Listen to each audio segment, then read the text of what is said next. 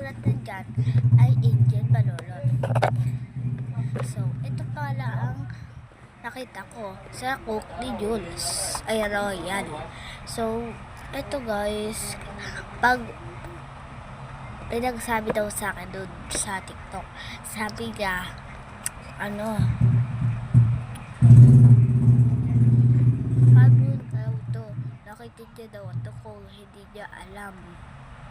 So, ang sabi ko, ano to ay may nag-comment sa akin ng TikTok, nagbibideo ako nun. Sabi ko, may nag-comment. Sabi ko, tapos pinindot yung first comment ko. Tapos, meron kayong makikitang parang sa gilid na parang nabilaw. Tapos, parang may comment. Ayun, pindutin nyo yun guys.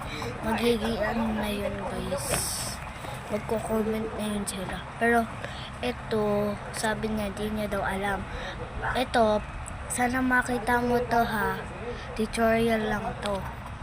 Ito, pag nakahanap na kayo ng madaming ganito, ibig sabihin madaming makukuha nyo. Pag yung mga apat lang, ay hindi mo na maano yun.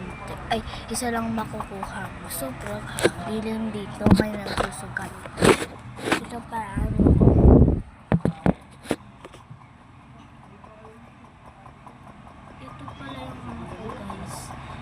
kung ano palang K.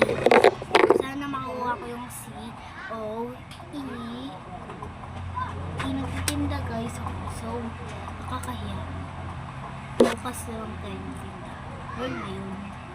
So guys, ang sabi sa first comment ko, may nag-emoji siya. Idodrawing ko daw, pero dun sa TikTok nun, dinowing ko na yun, nag-comment siya. Pero paulit-ulit lang. Sabi ng ko, titignan ko lang kung tignan natin mamaya sa part 2. So, ayun yung mga panilo ko. So, mga biscuit, mga ganyan, nasa loob. Mamaya, i-update ko sa inyo. Bye-bye! I mean,